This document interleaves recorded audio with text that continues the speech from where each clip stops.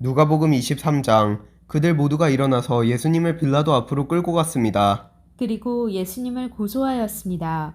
이 사람은 백성들을 미혹시키고 가이사에게 세금을 바치지 못하게 했으며 자기가 그리스도 곧 왕이라고 주장합니다. 빌라도가 예수님께 물었습니다. 당신이 유대인의 왕이요. 예수님께서 대답하셨습니다. 네가 말한 대로이다.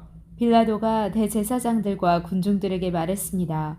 나는 이 사람에게서 아무 죄도 찾지 못하겠소. 그러나 사람들은 계속해서 주장했습니다. 이 사람이 갈릴리에서부터 시작해서 온 유대를 돌아다니고 이곳까지 와서 백성들을 선동하고 있습니다. 빌라도가 이 말을 듣고 예수님이 갈릴리 사람인지 물었습니다. 예수님이 헤롯의 관할 지역 아래에 있다는 것을 알고 예수님을 헤롯에게로 보냈습니다. 당시 헤롯은 예루살렘에 와 있었습니다. 헤롯은 예수님을 보고 매우 기뻐하였습니다.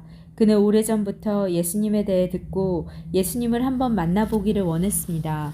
헤롯은 예수님께서 기적을 행하는 모습을 보고 싶어 하였습니다. 헤롯이 예수님께 여러 가지 말로 질문을 했지만 예수님께서는 한마디도 대답하지 않으셨습니다. 대제사장들과 율법학자들은 곁에 서서 예수님을 강력하게 고소하였습니다. 헤롯은 군사들과 함께 예수님을 경멸하였습니다. 그리고 화려한 옷을 입히고 조롱한 후 다시 빌라도에게로 보냈습니다. 예전에 빌라도와 헤롯은 서로 원수였지만 그날의 헤롯과 빌라도는 서로 친구가 되었습니다.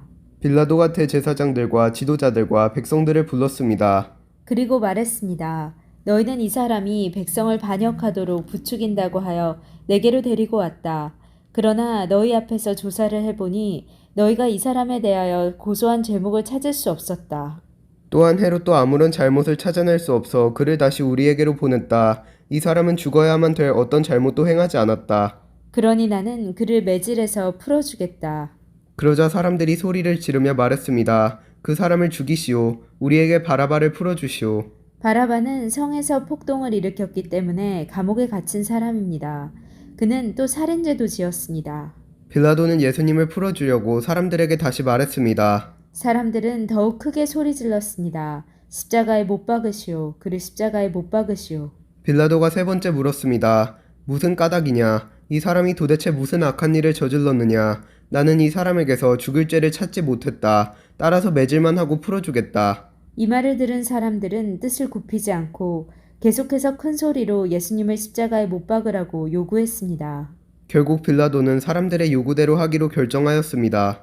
사람들이 원했던 대로 폭동과 살인죄로 감옥에 갇혀 있는 바라바를 풀어주고 예수님을 죽이라고 넘겨주었습니다. 예수님을 끌고 갈 때 시골에서 오던 구레네 출신 시몬을 붙잡아 예수님의 십자가를 지고 따라가게 하였습니다. 많은 사람들이 예수님을 따라갔습니다. 그 중에는 슬퍼하며 우는 여자들도 있었습니다. 예수님께서 뒤를 돌아보시고 그들에게 말씀하셨습니다. 예루살렘의 딸들아, 나를 위해 울지 말고 너희 자신과 자녀들을 위해 울어라. 보아라, 자녀를 낳지 못한 사람들, 곧 아기를 낳지 못한 배와 젖을 먹인 적이 없는 가슴이 복이 있다. 곧 말할 때가 올 것이다. 그때 사람들이 산을 향하여 우리 위에 떨어져라고 말할 것이며 언덕을 향하여 우리를 덮으라고 말할 것이다.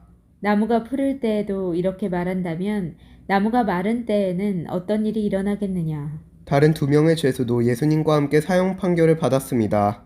회골이라 불리는 장소에 와서 사람들이 예수님과 다른 죄수들을 십자가에 못 박았습니다. 한 사람은 예수님의 오른쪽에 또 하나는 왼쪽에 매달렸습니다.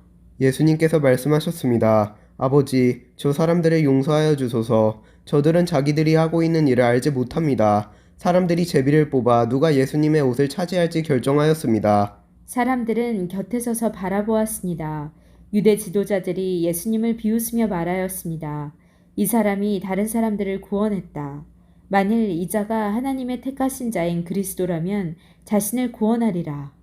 군인들도 예수님께 나와 조롱하였습니다. 예수님께 신 포도주를 주고 만일 네가 유대인의 왕이라면 너 자신을 구원하여라 하고 말했습니다.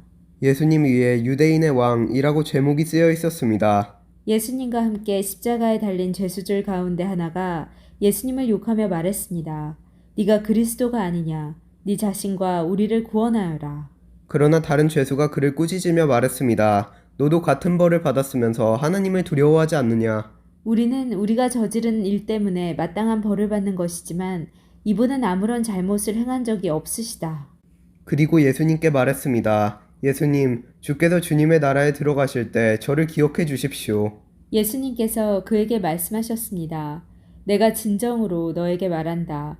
오늘 네가 나와 함께 낙원에 있을 것이다.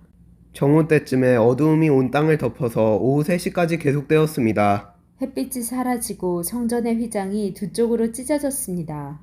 예수님께서 큰 소리로 부르짖으셨습니다. 아버지, 아버지의 손에 내 영혼을 맡깁니다. 이 말씀을 하신 후 예수님께서 돌아가셨습니다. 백부장이 그 일어나는 일을 보고 하나님께 영광을 돌리며 말하였습니다. 분명히 이 사람은 의인이었다.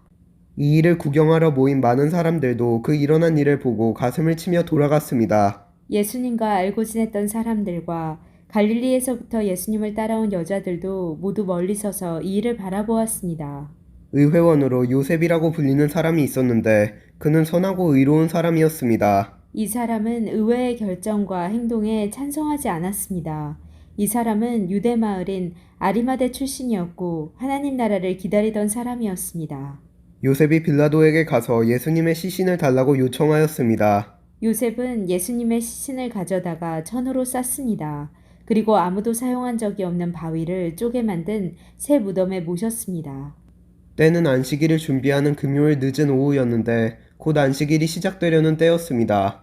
갈릴리로부터 함께 온 여자들이 요셉을 뒤따라가서 무덤을 보고 예수님의 시신이 어떻게 누워 있는지 보았습니다.